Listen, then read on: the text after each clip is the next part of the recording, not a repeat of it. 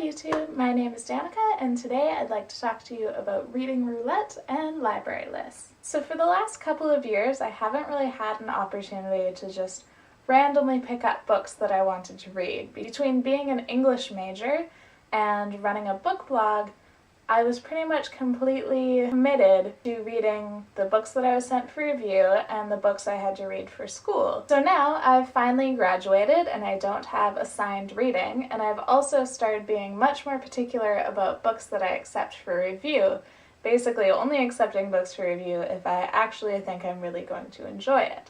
So my review stack has gotten a lot smaller, and finally, about a week or so ago, I reached the end of it, which meant that I could just pick any book I wanted to read. And I have a lot of choices. I own several hundred books I haven't read, but I also, since high school, have been keeping a library list. Well, two. When I found a new book I wanted to read, I checked if I could get it through my library, and if I couldn't, whether I could get it through an interlibrary loan, and if I couldn't do that, I added it to a list of books I'd like to buy, which over the years have turned into my library lists, especially, more than 1,000 books each, which is ridiculous, and more than I can actually read in my lifetime, and also kind of intimidating. So my plan has always been to do reading roulette, but since I always had assigned reading, I could never get around to it, and now, finally, I've been able to do it. So reading roulette is a lot like the book jar that's really popular on BookTube right now.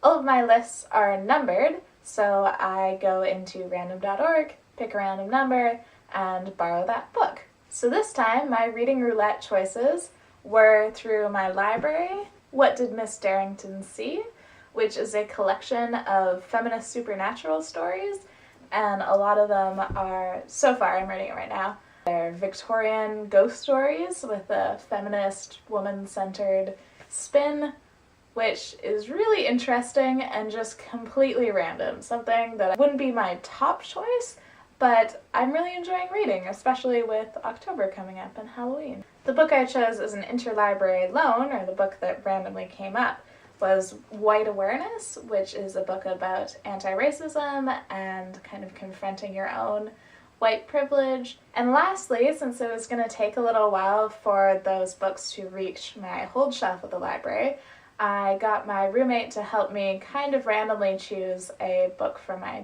to-be-read shelves. I numbered off my shelves and I got them to pick a number, and then from there I picked the 6 or so books I was interested to read right now off my shelf, got them to pick another number, and ended up with Immodest Acts, The Life of a Lesbian Nun in Renaissance Italy, which I just finished reading, and has less to do with the lesbianism than the title would have you believe, but it was still a really interesting read, and one that I've probably had on my shelf for years, so I am kind of irrationally excited about this new journey in my reading life that I get to just randomly pick these books.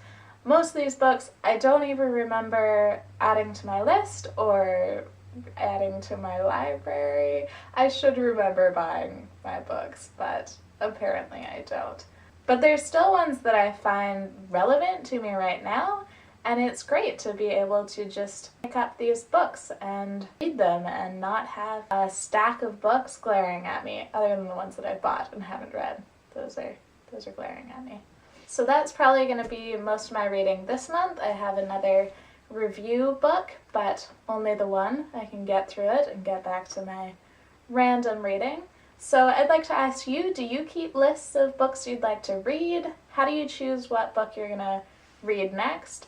And have you tried randomly selecting books? How does it work for you? Thanks for watching. Bye!